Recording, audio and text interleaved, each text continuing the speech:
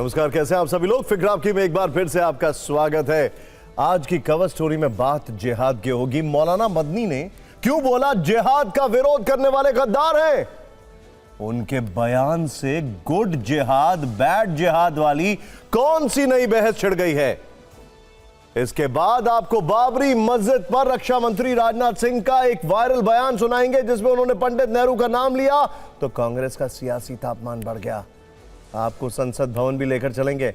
यहां के परिसर में कांग्रेस सांसद रेणुका चौधरी आज डॉग पर पूछे गए सवाल के जवाब में अजीब ही प्रतिक्रिया देती दिखी।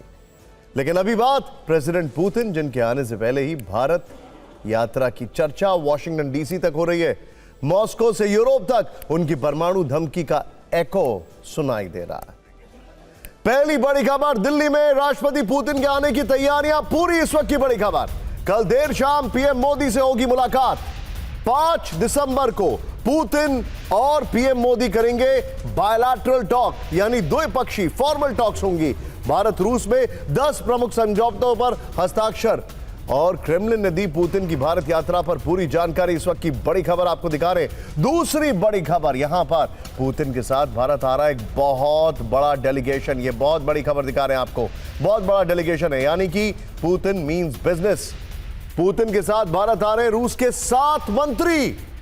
पुतिन की टीम में रक्षा मंत्री, वित्त मंत्री भी शामिल। फुल स्क्रीन ब्रेकिंग और शॉट दिखाइए। ये इस वक्त की बड़ी खबर। रूस की केंद्रीय बैंक की गवर्नर भी आ रही हैं भारत, ये भी इस वक्त की बड़ी खबर। ये देखिए जरा, पुतिन के साथ रूस के बड़े कारोबारी भी आ रहे हैं। 15 से ज्यादा बिजनेस डील साइन होने की उम्मीद। अगर संभव हो सके तो ये दोनों ब्रेकिंग एक बार स्क्रीन पर दिखाइए। ये इस वक्त की बड़ी खबर आपके सामने, ये देखिए, यानी प्रेसिडेंट पुतिन का एक बहुत बड़ा डेलीगेशन आ रहा है। ये इस वक्त की बड़ी खबर हम आपको दिखा रहे हैं।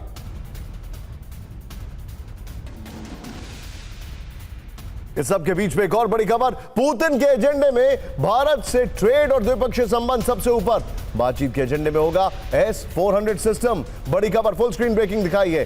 पीएम मोदी से Su-57 पर भी चर्चा करेंगे पुतिन। ये इस वक्त की बड़ी खबर, फुल स्क्रीन ब्रेकिंग और शॉर्ट राउंड। ये देखिए, पुतिन रूस आप चर्चा करेंगे। पुतिन रूस ने छोटे परमाणु रिएक्टर देने की बात कही। भारत यात्रा से पहले पुतिन का एजेंडा हुआ साफ। इस वक्त की बड़ी खबर हम आपको दिखाने वाले हैं।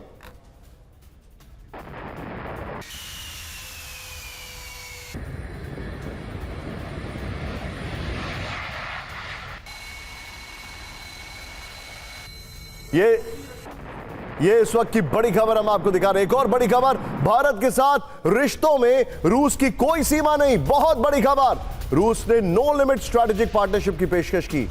चीन के बराबर भारत से भी खुली साझेदारी, पेस्कॉव ने यह कहा है। यह इस वक्त की बड़ी खबर, भारत यात्रा से पहले रूस का बड़ा कूटनीतिक संदेश। यह बड़ी खबर आ रही है। दोनों ब्रेकिंग एक साथ दिखाइए और उसके बाद हम आपको यह बाइट दिखाएंगे। यह देखिएगा जरा,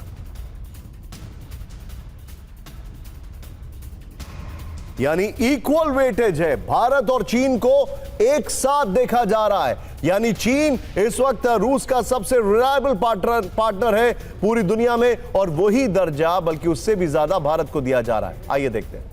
पुतिन दिल्ली में होंगे तब कौन कौन से बड़े समझौते होंगे? वर्ल्ड ऑर्डर बदल देने वाली कैसी तस्वीरें दिखेंगी? चीन, पाकिस्तान से लेकर यूरोप और अमेरिका तक को यह दोस्ती क्या संदेश देगी? पुतिन की सुरक्षा कितने लेयर की होगी? दिल्ली से किले में तब्दील हो चुकी है, यह तस्वीर भी हम आपको दिखाएंगे। टीवी 9 भारतवर्ष की world exclusive non stop coverage में हम आपको सारी बातें बताने वाले हैं। पुतिन लगातार सुर्खियों में बने रहते हैं, फिर चाहे उनकी पर्सनैलिटी की बात हो या पुतिन का अति सुरक्षित उड़ता हुआ किला हो, जिसमें बैठकर वो न सिर्फ दुनिया के एक कोने से दूसरे कोने तक जा सकते हैं, बल्कि जब चाहे दुश्मन देश को मिटाने के लिए किसी शक्तिशाली विमान से परमाणु बटन भी दबा सकते हैं। पुतिन की भारत यात्रा में बस कुछ घंटे बाकी हैं, ऐसे में उनके शक्तिमान विमान की चर्चा ट्रेंड कर रही है। पुतिन के महलनुमा सबसे सुरक्षित एयरक्राफ्ट पर फिक्र की विशेष रिपोर्ट।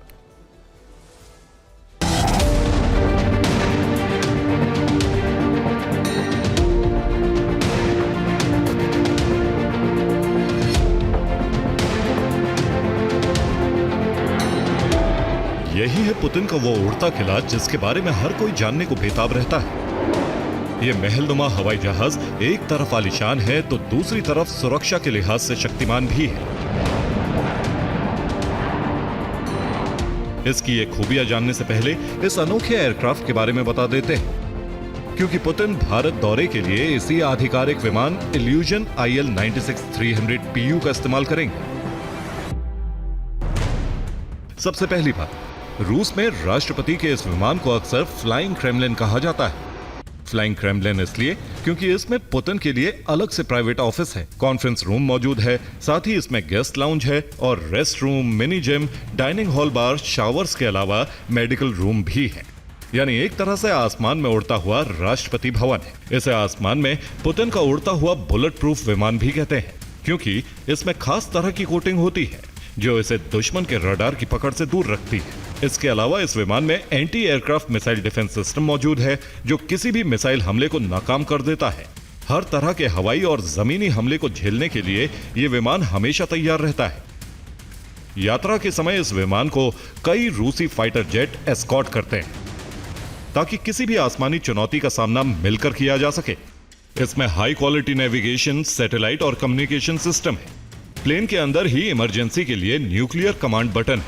पुतिन विमान में बैठकर ही किसी भी दुश्मन देश में परमाणु तबाही ला सकते हैं।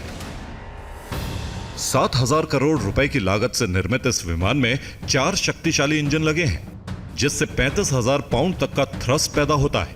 इसके अलावा फ्यूल कैपेसिटी 1.5 लाख लीटर है। 900 किलोमीटर प्रति घंटे की स्पीड है, जिस वजह से यह विमान 13,500 किलोमीटर की लगातार और लंबी उड़ान भर सकता है। एक और खास बात, इसका ग्लास कॉकपिट आधुनिक तकनीक से लैस है। इस वजह से पुतिन के इस विमान की तुलना अमेरिकी राष्ट्रपति के एयरफोर्स 1 से भी की जाती है। Bureau report, TV9 Bharatvarsh. Putin के विशेष विमान की तरह ही उनकी कार भी काफी स्पेशल है। पुतिन की सबसे मशहूर कार ऑरस सेनेट है। आमतौर पर पुतिन इसी कार में सफर करते हैं। यह वही कार है जिसमें प्रेसिडेंट पुतिन के साथ प्राइम मिनिस्टर मोदी ने भी सफर किया था SCO समिट में। पुतिन की यह कार पूरी तरह बुलेट प्रूफ है। रिपोर्ट्स के मुताबिक अब मैं थोड़ा आगे आ जाता हूं। रिपोर्ट्स के मुताबिक इसमें 6 सेंटीमीटर मोटे बुलेट प्रूफ कांच लगे हुए हैं, जिससे इस कार पर गोली, बम सब बेकार हो जाता है।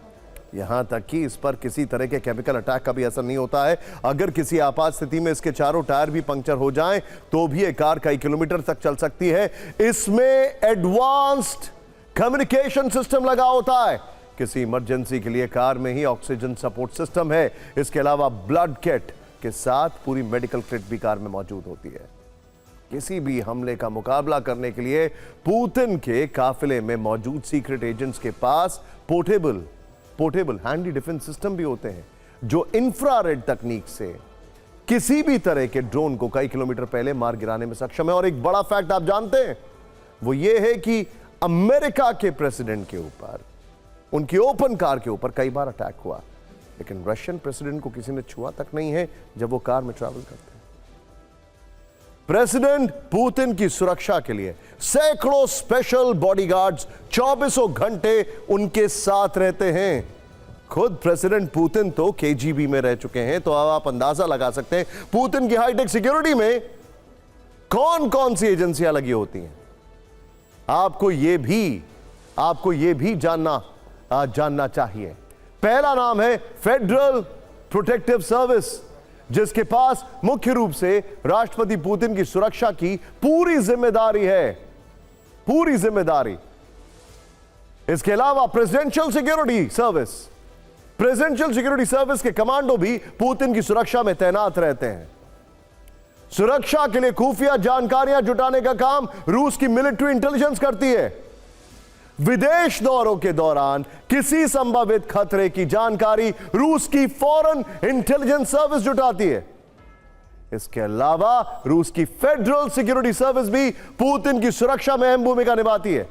पुतिन की सुरक्षा में सबसे पहला और करीबी घेरा उनके अपने निजी गार्ड्स का होता है। दूसरा घेरा उन गार्ड्स से बनाया जाता है जिन पर पब्लिक का ध्यान नहीं जाता है। Have a look at it. तीसरा घेरा संदिग्ध लोगों को पुतिन के करीब आने से रोकता।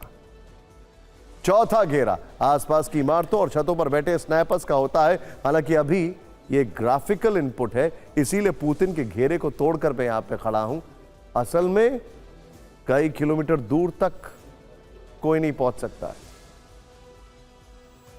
पुतिन जब दिल्ली आएंगे तब उनकी सुरक्षा कैसी होगी? भारत की ओर से पुतिन की सिक्योरिटी जो प्रोटोकॉल है वो क्या होगा? सूत्रों से हमारे पास एक्सक्लूसिव जानकारी आ रही है, ध्यान से देखिएगा। पहली लेयर में पुतिन के सुरक्षा गार्ड्स होंगे, एनएसजी, एसपीजी, पुतिन के सुरक्षा गार्ड्स पहली लेयर में। ये देखिए जरा, गार्ड्स होंगे एनएसजी, एसपीजी। ये फिर एनएसजी और एसपीजी तब साथ होंगे जब पुतिन पीएम मोदी के साथ होंगे। और फिर पुतिन दिल्ली में जहां जहां भी जाएंगे उस पूरे रास्ते पर ड्रोन से नजर रहेगी। दिल्ली में कई जगह जैमर भी तैनात किए गए हैं, जैमर्स मस्ट हैं। इसके अलावा फेस रिकॉग्निशन कैमरे लगाए गए हैं। कंट्रोल रूम में लगातार नजर रखी जा रही है। पुतिन के हर रूट को सैनिटाइज किया गया है। पुतिन जिस होटल में ठहरेंगे वो भी सैनिटाइज किया गया है। पुतिन के दिल्ली दौरे की एआई मॉनिटरिंग की जा रही है। और जैसा कि हम आपको पहले ही बता चुके हैं, पुतिन अपनी बुलेट प्रूफ और ग्रेनेड प्रूफ ऑर्स कार में ही सफर करेंगे। सूत्रों के मुताबिक बताया गया है कि 5 लेयर का सुरक्षा चक्र पुतिन के आसपास रहने वाला है, जिसमें पहले लेयर के अंदर पुतिन के सुरक्षा गार्ड मौजूद रहने वाले हैं। इसके अलावा अन्य लेयर के अंदर दिल्ली पुलिस के साथ साथ पैरामिलिट्री फोर्सेस और अन्य एजेंसी जो हैं वो तैनात रहने वाली है। इसके अलावा सीसीटीवी कैमरे की मदद से भी हर जगह पर सुरक्षा एजेंसी निगरानी रखने वाली है। कई जगहों पर कंट्रोल रूम भी बनाए गए हैं। सूत्रों का ये कहना है कि ड्रोन के माध्यम से भी हर जगह निगरानी रखी जाएगी। इसके अलावा जिस होटल में पुतिन रुकेंगे उसे सैनिटाइज किया गया है। इसके अलावा साथ ही जहां पर वो जाएंगे, यानी कि जो उनका रूट होगा, उसे भी बाकायदा सैनिटाइज किया गया है। सूत्रों का ये कहना है कि पुतिन की सुरक्षा में रहने वाले अधिकारी पहले ही हिंदुस्तान आ चुके हैं और यहाँ पर जो सीनियर अधिकारी हैं उनसे उनकी मीटिंग चल रही है और बाकायदा हर एक रूट को बारीकी से देखा जा रहा है।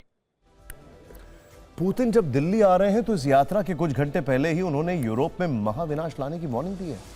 पुतिन ने कहा है अगर यूरोप अचानक से जंग छेड़ता है, बल्कि उनके वर्ड्स हैं, अगर यूरोप जंग चाहता है तो रूस इस वक्त युद्ध के लिए तैयार है।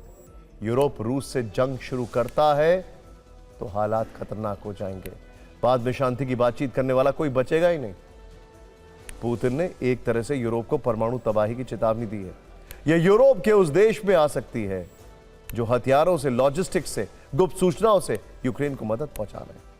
पुतिन के शब्दों में कहें तो रूस के टारगेट पर ऐसे देश होंगे जो युद्ध की आग में घी डालने का काम कर रहे हैं। हालांकि पुतिन ने जब यह चेतावनी दी तो यूरोपीय देशों की ओर से भी रूस को जवाब दिया गया है।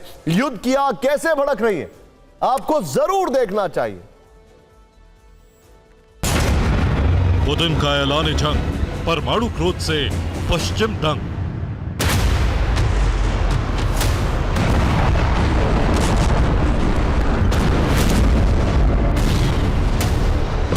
पुतिन ने मॉस्को से पश्चिमी देशों को दहलाने वाली जो बातें कही हैं उसमें परमाणु आग ज्यादा दिख रही है। रूसी सेना ने युद्ध में अगर वैसा एक्शन ले लिया तो निश्चित तौर पर जंग के मैदान में द्वितीय विश्व युद्ध से भी ज्यादा भयानक मंजर दिखाई दे सकता है।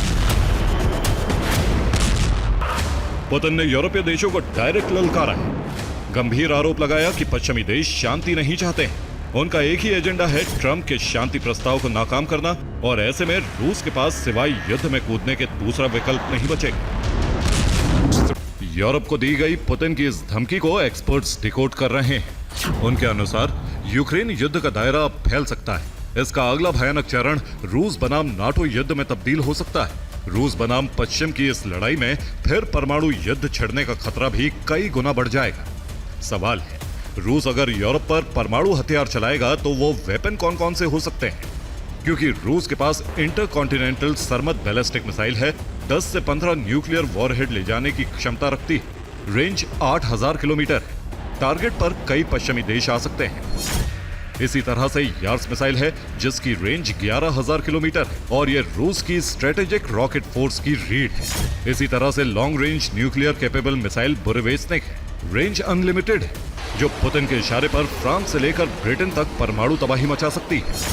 सबमरीन से दागी जाने वाली न्यूक्लियर मिसाइलें भी रूस की शक्ति को कई गुना बढ़ाती हैं, जिसमें पहले नंबर पर बुलावा मिसाइल है जिसकी रेंज 9,300 किलोमीटर है और सिनेवा भी 11,500 किलोमीटर की रेंज के साथ जब चाहे तब किसी भी पश्चिमी देश या फिर अमेरिका के प्रमुख शहरों को दहलाने की ताकत रखती है। वैसे यहां पर जानना जरूरी है कि पुतिन ने यूरोपीय देशों को यह चेतावनी क्रेमलिन में ट्रंप के 2 विशेष दूतों से मिलने से ठीक पहले दी। मंगलवार को अमेरिका के विशेष दूत स्टीव विटकॉफ और राष्ट्रपति ट्रंप के वरिष्ठ सलाहकार और दामाद जेरेड कुशनर मॉस्को पहुंचे थे। वहां उन्होंने गुप्त रूप से पुतिन के साथ 5 घंटे तक कूटनीतिक बैठक की थी। हालांकि मीटिंग में शामिल पुतिन की विदेश नीति के सलाहकार यूरी उशाकोव ने बाद में बताया कि इस बैठक से किसी तरह का कोई ब्रेक थ्रू नहीं मिल सका। कुछ इसी तरह की बात ट्रंप ने भी अमेरिका से कही। उन्होंने यूक्रेन युद्ध को एक झंझट बताकर एक तरह से पल्ला झाड़ने का काम किया। ट्रंप की बातों से लगता है कि अमेरिका रूस बनाम यूरोप की टक्कर में अपने हाथ जलाने से बचना चाहता है। हालांकि पुतिन की धमकी पर यूरोपीय देशों के तेवर नहीं बदले। पश्चिम की ओर से कहा गया है कि समय आने पर मॉस्को को करारा जवाब दिया जाएगा। Bureau report, TV9 Bharat. और इस बयान की टाइमिंग बहुत ज्यादा मायने रखती है, क्योंकि ये बयान तब आया जब स्टीव विटकॉफ से उनकी मुलाकात होने वाली थी और यूरोप अभी तक इस पीस टॉक में सिर्फ अड़ंगा ज्यादा डालता दिखाई दे रहा है। खैर, फिक्र में अब मौलाना महमूद मदनी के जिहाद एक्सटेंशन की बात करेंगे, जिस पर देश में नया विवाद खड़ा हो गया। ये वही मदनी है जिन्होंने 4 दिन पहले जिहाद की शान में लंबे चौड़े बयान दिए थे और अब उस पर सफाई देने आए हैं तो देश में गुड जिहाद और बैड जिहाद वाली बहस शुरू कर दी गई है, जिसके डायरेक्टर स्वयं मौलाना महमूद मदनी। इनके नए बयान के बाद अब जिहाद समर्थक और जिहाद विरोधी आमने सामने हैं। उनके तर्क आपस में टकरा रहे हैं, जिससे जबरदस्त मजहबी चिंगारियां पैदा हो रही हैं। इसीलिए हमने भी गुड जिहाद और बैड जिहाद वाली 100% वेरीफाइड फाइल तैयार की है। सबसे पहले मौलाना मदनी के जिहाद वाले डायलॉग्स पर नजर डालिए।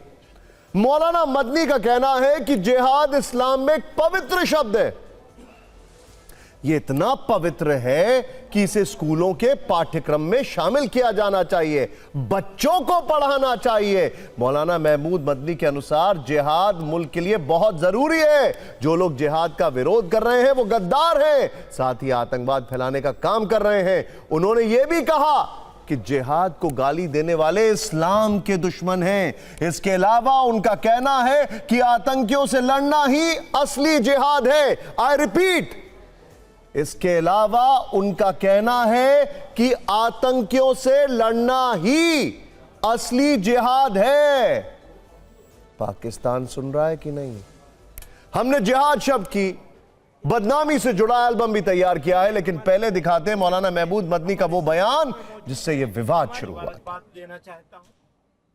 मुल्क के लोगों को मालूम होना चाहिए कि जिहाद एक धार्मिक पवित्र शब्दावली है इस्लाम की। अब अगर किसी को इस्लाम के साथ दुश्मनी है तो वो शौक से कहे, तो उसे डिक्लेयर करना चाहिए कि मैं इस्लाम का दुश्मन हूँ और मुझे इस्लाम और इस्लाम के मानने वाले मंजूर नहीं हैं। ये डिक्लेयर कर दें और फिर गाली बनाएं जिहाद को, मुझे कोई आपत्ति नहीं है। वो उनका सौभाग्य होगा, वो जो चाहे करें। लेकिन अगर वो अपने आप को सनातन धर्म का या किसी और धर्म का मानने वाला कहते हैं और फिर किसी दूसरे धर्म का न सिर्फ अनादर करते हैं बल्कि बदतमीज़ी करते हैं, गाली बकते हैं और उसे गाली बना देते हैं धर्म ही को, तो मेरे लिए ज़रूरी है कि मैं चेताऊं और देश वालों को सबको बताऊं कि देखो ये बदतमीज़ी कर रहे हैं, ये मुल्क में आतंकवाद फैलाना चाहते हैं, ये मुल्क के साथ दुश्मनी कर रहे हैं, ये गद्दार हैं, मुल्क के इस देश के दुश्मन हैं और देशद्रोही वाला काम कर रहे हैं। और ये हमारे देश के जो दुश्मन मुल्क हैं, पड़ोसी मुल्क पाकिस्तान फलां फलां, उनके एजेंडे को पूरा कर रहे हैं। वैसे मौलाना महमूद मदनी ने यह बयान कुछ दिन पहले जमीयत उलेमाए हिंद की गवर्निंग बॉडी की बैठक में दिया, लेकिन विवाद बढ़ने पर वो फिर सामने आए और गुड जिहाद, बैड जिहाद वाली थ्योरी पेश कर दी। उन्होंने कहा कि लव जिहाद, लैंड जिहाद जैसे शब्द मुसलमानों को बदनाम करने के लिए गढ़े गए हैं। मौलाना मदनी क्या कह रहे हैं, सुनिए और समझिए, और अगर आप नहीं समझ रहे हैं तो अभी देखते रहिए, हम आपको बहुत कुछ बताने वाले हैं। लव जिहाद, लैंड जिहाद, थूक जिहाद, वोट जिहाद, जहां मुसलमान हो वहां जिहाद, और इसको गाली बना दिया गया। तो ये दरअसल इस्लाम को गाली देने के लिए बहुत सोच समझ के इसका यूज हो रहा है। सबसे बड़ा जिहाद क्या है? अपने नफ्स को ठीक करो, अपने आप को ठीक करो, झूठ बोलना, फला फला फला, इन सारी चीजों से अपने आप को मुक्त करो। इसी तरह से कहीं जुल्म हो रहा है, उस जुल्म का विरोध करो, इसको भी जिहाद करार दिया गया है, ऐन जिहाद है। तो इनका यह कहना है कि इस शब्द को भ्रष्ट किया जा रहा है, लेकिन हमारा यह पूछना है कि इस शब्द को भ्रष्ट करने की शुरुआत एक इस्लामिक कंट्री पाकिस्तान ने की है। इस मामले में नहीं, उसका क्या करेंगे? सारे मामलात में कौन बताएगा उन्हें? इंसाफ के खिलाफ मौलाना मदनी ने आज अपनी सफाई में एक और बात कही। उनके अनुसार जिहाद वाली थ्योरी से लोगों के बीच जो कंफ्यूजन हुआ है, उसकी पूरी जिम्मेदारी वो खुद लेते हैं। उन्होंने खुलकर जिहाद की वकालत की और कहा कि केंद्र और राज्य सरकारों ने जिहाद शब्द के साथ नेगेटिव नैरेटिव बनाने की कोशिश की है। हमारे समाज में हम तो ये काम कर रहे हैं टेररिस्टों से लड़ना, जिसको हम असल जिहाद समझते हैं। मैं हमेशा कहता रहा हूं, वो फसादी हैं, हम जिहादी हैं। हम चुपचाप बैठे थे, छोटे लोग कर रहे हैं, समझाएंगे सीनियर लोग उनको। बाद में बजाय समझाने के इसकी इंटेंसिटी और बढ़ाई गई और चीफ मिनिस्टरों ने कहना शुरू कर दिया। फिर उसकी इंटेंसिटी और बढ़ाई गई और सेंट्रल मिनिस्टरों ने कहना शुरू कर दिया और सेंट्रल लीडरों ने कहना शुरू कर दिया, और इसको ऐसा बना दिया कि जैसे बस मुसलमान है तो जिहादी है और जिहादी है तो मतलब फसादी है। बिल्कुल पढ़ाया जाना चाहिए। सब सारे धर्मों में ये चीज मौजूद है और सबको पढ़ाया जाना चाहिए। इतना जनरलाइज तो शायद ही किसी ने किया हो जितना इन्होंने शायद एग्जैजरेट करके बता दिया है। लेकिन मैं फिर आता हूं उसके रूट कॉज पर। पाकिस्तान की तरफ कौन देखेगा? नहीं आ रही है, बुनियाद है। जिस जिहाद शब्द पर देश में इतना विमर्श हो रहा है वो अरबी भाषा से लिया गया है। अब इसका रूट देखिए, इस शब्द का रूट देखिए, जिसका अर्थ असल में होता है संघर्ष करना। जबकि हदीस के हवाले से 4 तरह के जिहाद माने गए, जो दिल से, जुबान से, हाथ से और तलवार से होते हैं। वैसे मौजूदा दौर में जिहाद आतंकियों की डिक्शनरी का सबसे फेवरेट वर्ड है। इसे पाकिस्तान में आतंकवादी अपने मंच से भारत के विरोध में औजार के तौर पर इस्तेमाल करते हैं, और इसी से बनता है जिहाद शब्द का बदनाम एल्बम। लश्कर का आतंकी हाफिज सईद यह कहता है कि कश्मीर को मुट्ठी में लेने का एकमात्र रास्ता जिहाद है, और जाहिर है यहां हाफिज के लिए जिहाद का अर्थ अहिंसक संघर्ष तो बिल्कुल नहीं। जैश-ए मोहम्मद का आतंकी मसूद अजहर कहता है कि जिहाद करने के लिए युवा बिल्कुल देरी ना करें। इसके मकसद और मायने क्या है शायद यह बताने की आवश्यकता नहीं। इसके अलावा मसूद अजहर अपने आतंकियों को यहां तक कह चुका है कि भारत और अमेरिका के खिलाफ आखिरी सांस तक जिहाद करो। जिहाद के बदनाम एल्बम में अगला चेहरा आतंकी हाफिज सईद के बेटे और नए एंट्रेंट तलहा सईद का है। पूरी की पूरी फैक्ट्री लगा रखी है आतंकियों की। अब इसका कहना है कि हम सबको भारत से कश्मीर छीनने के लिए जिहाद करना चाहिए, जबकि लश्कर का कमांडर सैफुल्लाह सैफ अपनी जहर भरी तकरीरों में कहता है कि भारत को करारा जवाब दो और जिहाद करो। ये सारे आतंकी अपनी दूषित सोच को शुद्ध करने वाला जिहाद नहीं कर रहे हैं। इनका टारगेट हथियारों के दम पर अपनी मनमानी करना है। आज के दौर में जिहाद शब्द आतंकियों की टूल किट का सबसे बड़ा हथियार है। इसीलिए मौलाना मदनी के गुड जिहाद और बैड जिहाद वाले ज्ञान पर भारत में सियासी कलेश की ऊंची ऊंची लहरें उठ रही हैं।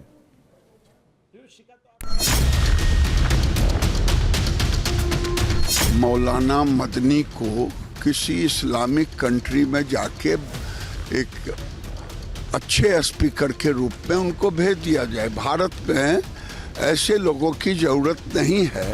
तो उनकी बातों को हम ऐसे हल्के में नहीं ले सकते। अगर वो राष्ट्रवादी लोग हैं देश से प्रेम करने वाले लोग हैं, कुछ बातें कह रहे हैं तो उन बातों को संजीदगी से लिया जाना चाहिए। ये जो हीरे हमारे कौम में मौजूद हैं, हमारे समाज में मौजूद हैं, कि ये सोची समझी रणनीति चल रही है कि जहां भारतीय जनता पार्टी और उनके बी टीम के स्पीकर्स आवाज़ उठाते हैं, एक तरफ राजनाथ सिंह जी बाबरी मस्जिद के बारे में बोलते हैं, दूसरी तरफ मदनी जिहाद की बात करते हैं, फिर वही हिंदू मुसलमान विवाद करने की कोशिश करते हैं। बड़ा दुर्भाग्य है मदनी की मानसिकता देश को तोड़ने का। इस पर देशद्रोह का मुकदमा दायर करके इसको जेल के अंदर भेजा जाना चाहिए। हाँ, जिहाद बहुत ऐसा लफ्ज़ है जिसको पढ़ाया जाना चाहिए। देखिए, जिहाद जो है वो मुल्क के लिए होता है, देश के लिए होता है। फिर हम राहुल गांधी से पूछना चाहते हैं, ये आपके मुस्लिम लीगी एजेंडा का हिस्सा हो गया है क्या कि जितने घृणा फैलाने वाले सांप्रदायिक विद्वेष और कट्टरपंथी कठमुल्ला जैसे विचारों रखने वाले लोग हैं, उन सबको आप कांग्रेस में लाकर उनसे इंटरप्रिटेशन और मिस इंटरप्रिटेशन करने का प्रयास करेंगे? मैं पूछना चाहता हूं, इनको जिहाद का मतलब भी मालूम है क्या भाजपा वालों को? बस जिहाद जिहाद जिहाद, कभी लव जिहाद, कभी लैंड जिहाद, कभी वोट जिहाद, कभी हाउस जिहाद, कभी फला जिहाद, कभी रोड जिहाद। बस सिर्फ इसी के ऊपर ये अपनी पोलराइजेशन करते, ध्रुवीकरण की राजनीति करते।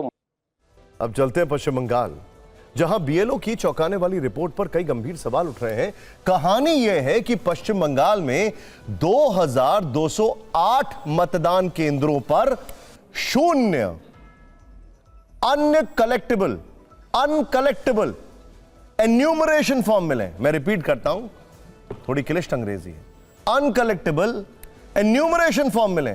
अब आसान भाषा में समझिए, यह फॉर्म मुख्य रूप से गणना कर्मचारी की ओर से तब भरा जाता है जब घर में कई बार विजिट करने के बाद भी कोई नहीं मिलता, घर बंद रहता है। चौंकाने वाली बात यह है कि इस रिपोर्ट के अनुसार 2208 मतदान केंद्रों पर ना वोटर बढ़े हैं, ना किसी की मृत्यु हुई है।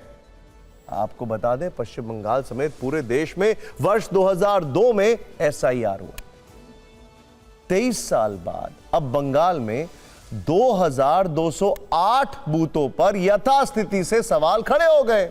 इन बूथों पर एक भी मतदाता मृत, शिफ्टेड, अनुपस्थित या फिर डुप्लीकेट नहीं पाया गया। क्या परफेक्शन है? सोचिए जरा, बड़ा नेचुरल है ये। ऐसे मामले सबसे ज्यादा दक्षिण 24 परगना जिले से सामने आए। यहां पर कई हिंसक घटनाएं भी हुई हैं, वैसे आपको याद होगा। इसके अलावा मालदा, मुर्शिदाबाद और नादिया भी लिस्ट में सबसे ऊपर है। इस पर राजनीति भी शुरू हो गई। नेचुरल है, टीएमसी चुनाव आयोग पर सवाल उठा रही है, जबकि बीजेपी का कहना है कि ममता बनर्जी के राज में कुछ भी संभव है।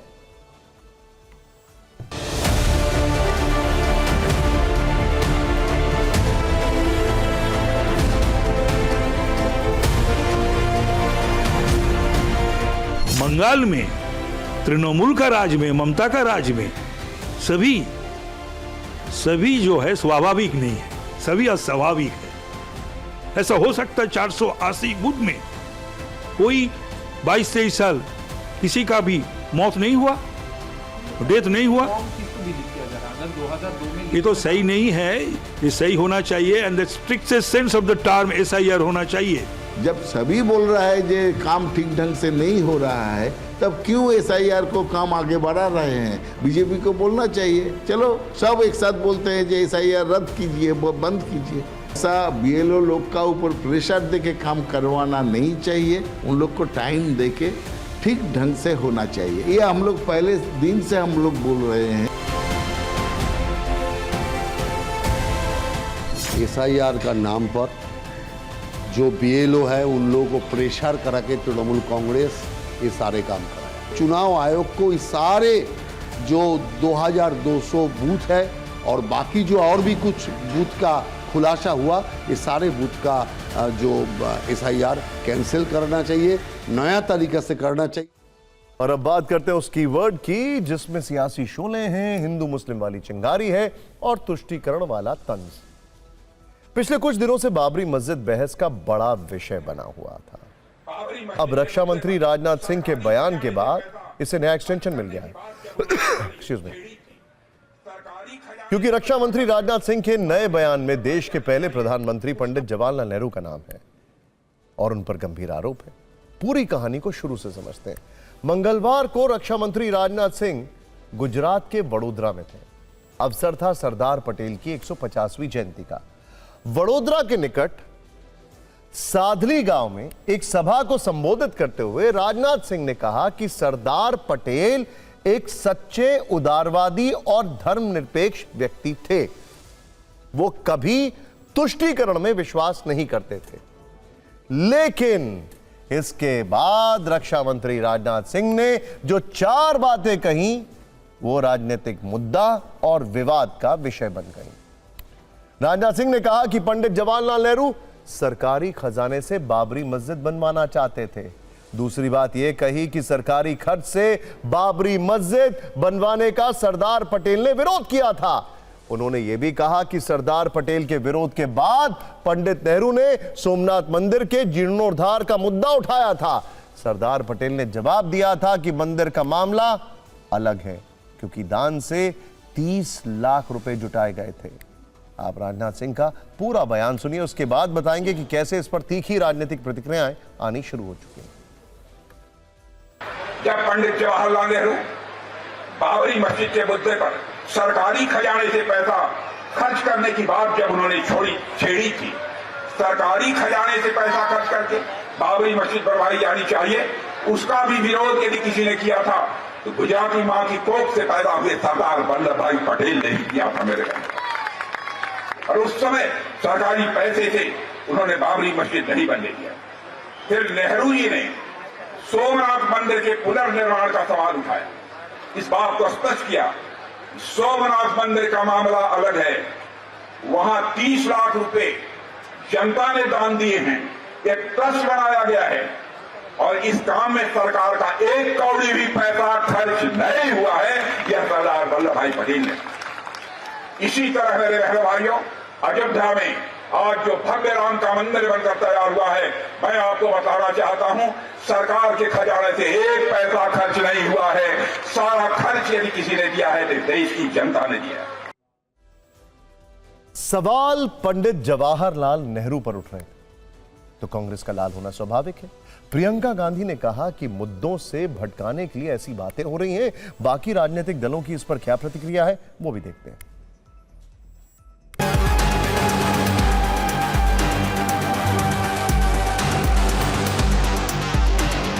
एक्शन है, असली मुद्दे हैं, बहुत महत्वपूर्ण मुद्दे हैं जिन पे चर्चा होनी चाहिए, जिन पे बात होनी चाहिए।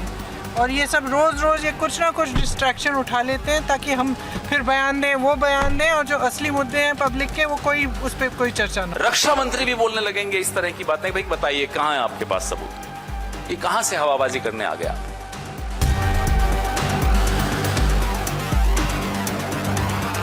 मैं समझती हूँ जो आज की जो दिक्कतें हैं जो देश फेस कर रहा है, आज डॉलर की कीमत क्या है, हमारे रुपए की कीमत क्या है, इस पे ध्यान देना चाहिए। आज व्यापारियों की क्या स्थिति है, क्योंकि कहीं ना कहीं जब डॉलर इतना बढ़ गया है तो व्यापारियों को सबसे ज़्यादा इसका नुकसान भुगतना पड़ रहा है। भारतीय जनता पार्टी के जितने भी नेतागण हैं वो कभी भी कुछ भी बोलते हैं तो स्वर्गीय पंडित जवाहरलाल नेहरू को ही गालियाँ देते हैं। गाली देके हम अच्छे कैसे हैं ये बताने की कोशिश कर रहे हैं। राजनाथ सिंह जी को भी अब ये सब बोलना पड़ रहा है, ये मेरे लिए दुख का विषय है। इतिहास तो बदल नहीं पाओगे, कम से कम बाकी मंत्रिमंडल के आपके सहयोगियों की तरह आप व्हाट्सएप पे मत रहिए। मैं उनसे अनुरोध करूंगा कि कृपया प्रमाण पेश करें, अन्यथा माफी मांगें और इस्तीफा दें। देखिए, राजनाथ सिंह के बयान पर कांग्रेस ऐतराज जता रही है, लेकिन रक्षा मंत्री ने नेहरू पर यह बयान क्यों दिया, इसकी इनसाइड स्टोरी आपको बता देते हैं। दरअसल एक किताब है जिसका टाइटल है inside story of Sardar Patel, the diary of Maniben Patel.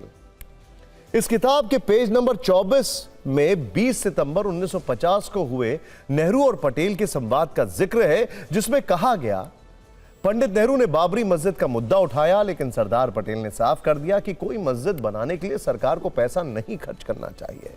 उन्होंने पंडित नेहरू से कहा कि सोमनाथ मंदिर के पुनर्निर्माण का मुद्दा इससे बिल्कुल अलग है, क्योंकि मंदिर के लिए एक ट्रस्ट बनाया गया था और उसमें 30 लाख रुपए भी जमा हुए थे।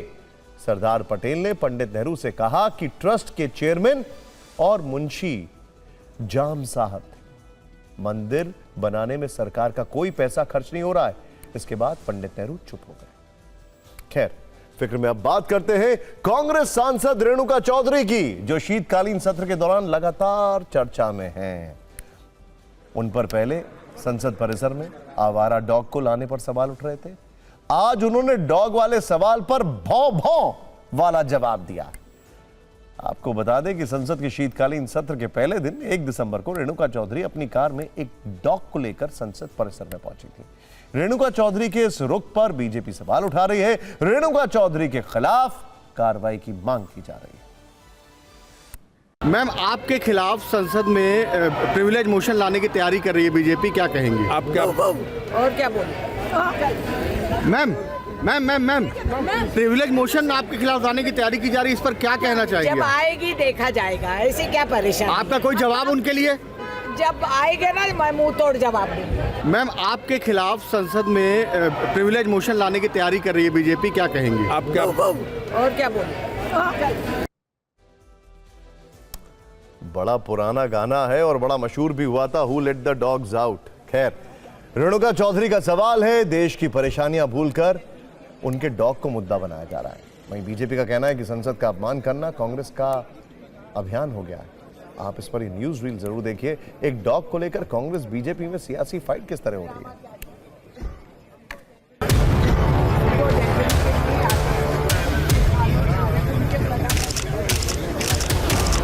पोल्यूशन में लोग मर रहे हैं, वो किसी की फिक्र की बात नहीं है। बीएलओ आत्महत्या कर ले रहे, वो उनके परिवार नाश हो गए, उसका कोई फिक्र नहीं है। ये लेबर लॉ जबरदस्ती हमारे सर पे थोप रहे हैं, उसका कोई परेशानी नहीं है। और ये आज के दिन ये जो टेलीफोन पे जबरदस्ती ऐप लगा रहे हैं, उसका कोई सवाल नहीं है। मगर रेणुका चौधरी का कुत्ता तो बवाल कर दिया है, तो मैं क्या बोलूं इसका। आज जब उनसे किसी पत्रकार ने पूछा तो उन्होंने जिस प्रकार से भौंकने का कार्य किया, और उससे पहले कल उन्होंने क्या कहा, ये काटने वाले नहीं है, काटने वाले अंदर बैठे। अर्थात देश की पूरी संसद को, के सांसदों को काटने वाला कहना और काटने का संदर्भ कुत्ते के साथ जोड़कर कहना, यह दर्शाता है कि पूरी संसद की गरिमा को ध्वस्त करना कांग्रेस का एक विधिवत सुविचारित अभियान हो गया है। अब आपकी जेब से जुड़ी वो खबर जो इन दिनों देश की फिक्र बढ़ा रही है। आपकी सुविधा के लिए हमने इसे 2 हिस्सों में बांटा है, एक अच्छा है और एक परेशान करने वाला है। पहले बात करेंगे उन लोगों की जिन्होंने चांदी में निवेश किया है और समझेंगे कि क्या अब चांदी 2 लाख का नया रिकॉर्ड बनाने वाली है। दूसरे हिस्से में बात करेंगे रुपए के पाताल लोक की। उफ, रुपए गिरता ही जा रहा है, जिस पर या तो राजनीति होती है या उसे अर्थशास्त्रियों का विषय बताकर सब आगे बढ़ जाते हैं, लेकिन फर्क पड़ता है।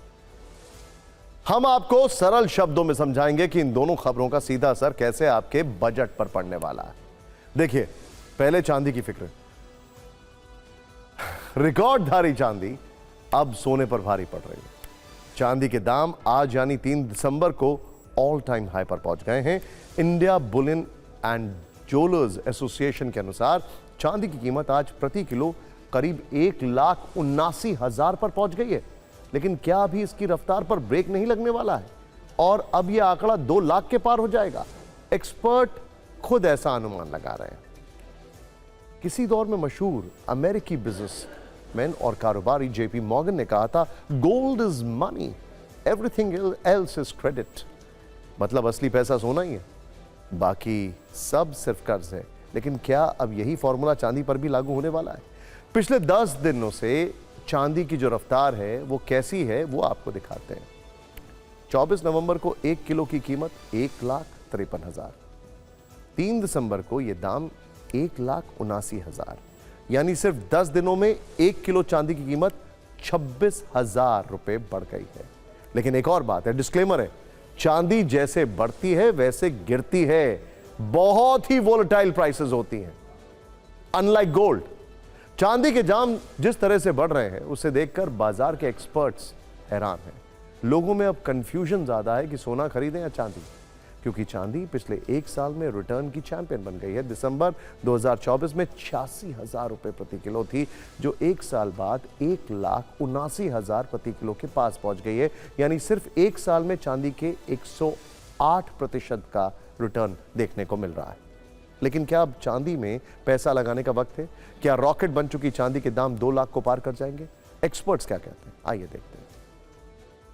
चांदी के अंदर लॉन्ग टाइम के अंदर मुझे लग रहा है कि 2026 एंड तक चांदी यूएस डॉलर प्रति आउंस की बात करूं 58 आज का जो रेट चल रहा है उससे लगभग $80 प्रति आउंस तक जाने की संभावना लग रही है।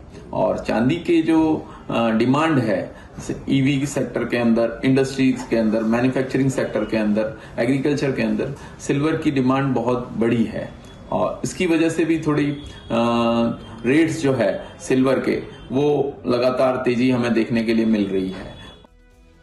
अब आपकी जेब से जुड़ी फिक्र की दूसरी फाइल दुखद है थोड़ा, जो डॉलर के मुकाबले रुपए के पाताल लोक पर आधारित है, जिसे या तो राजनीतिक मुद्दा समझा जाता है या फिर आंकड़ों में इतना उलझा दिया जाता है कि लोग बोर हो जाते हैं। लेकिन रुपए का कमजोर होना जेब के लिए कितना खतरनाक है यह समझना बहुत जरूरी है। बुरी खबर यह है कि रुपया आज यानी 3 दिसंबर को डॉलर के मुकाबले अब तक के सबसे निचले स्तर पर पहुंच गया है। आज इसकी शुरुआत 9 पैसे गिरकर 90 रुपए 5 पैसे के स्तर से हुई। आज $1.25 गिरकर $1.25 90 रुपए 21 पैसे तक बंद हुआ है। लेकिन सवाल यह है कि आखिर रुपए की ऐसी हालत क्यों हो गई है? इसकी गिरावट पर ब्रेक कब लगेगा? यह रुपया हर दिन गिरने का नया रिकॉर्ड क्यों बना रहा है? रिपोर्ट्स के अनुसार रुपया 2025 में अब तक 5.16% कमजोर हो चुका है, जबकि 2024 के अंत तक पिछले 10 वर्षों में इसमें 28% की गिरावट दर्ज की गई है। यह रुपया पाताल लोक से कब बाहर निकलेगा, इसका जवाब बड़े बड़े अर्थशास्त्री ढूंढ नहीं पा रहे हैं। लेकिन सवाल यह है कि आखिर क्यों रिजर्व बैंक की कई कोशिशों और भारत की जीडीपी का शुभ समाचार भी रुपए को पाताल लोक से नहीं निकाल पा रहा है। सबसे बड़ा कारण है FIIs यानी विदेशी निवेशक भारतीय शेयर बाजार से लगातार पैसे निकाल रहे हैं, वो शेयर्स बेच रहे हैं। दूसरी वजह यह भी मानी जा रही है कि भारत और अमेरिका के बीच अटकी ट्रेड डील पर सस्पेंस है। इसकी एक वजह ट्रंप का टैरिफ वाला टॉर्चर भी है, जिसके बाद से रुपया सहमा हुआ है। साथ ही बैंकों की तरफ से ऊंचे स्तरों पर डॉलर की खरीद की जा रही है। विदेशी बाजार में भी अमेरिकी डॉलर लगातार मजबूत हो रहा है। रुपए के कमजोर होने का असर कैसे आपकी जेब पर, आपकी रसोई पर, आपके बजट पर पड़ेगा और कैसे इससे महंगाई बढ़ सकती है? रुपए के कमजोर होने का असर विदेशों से आयात किए जा रहे तेल, ऊर्जा उत्पादों पर पड़ेगा। पेट्रोल और डीजल महंगा हो सकता है। पेंट और लुब्रिकेंट की कीमतों पर इसका असर पड़ सकता है। रुपए की रिकॉर्ड कमजोरी से विदेशों से वस्तुओं को महंगा मंगाना पड़ेगा, आना उनका महंगा हो जाएगा। जब महंगा सामान आएगा तो उसकी ट्रांसपोर्टेशन कॉस्ट बढ़ जाएगी। सब्जियों और ट्रांसपोर्ट के जरिए एक जगह से दूसरी जगह सप्लाई होने वाले सामान के दाम भी बढ़ सकते हैं।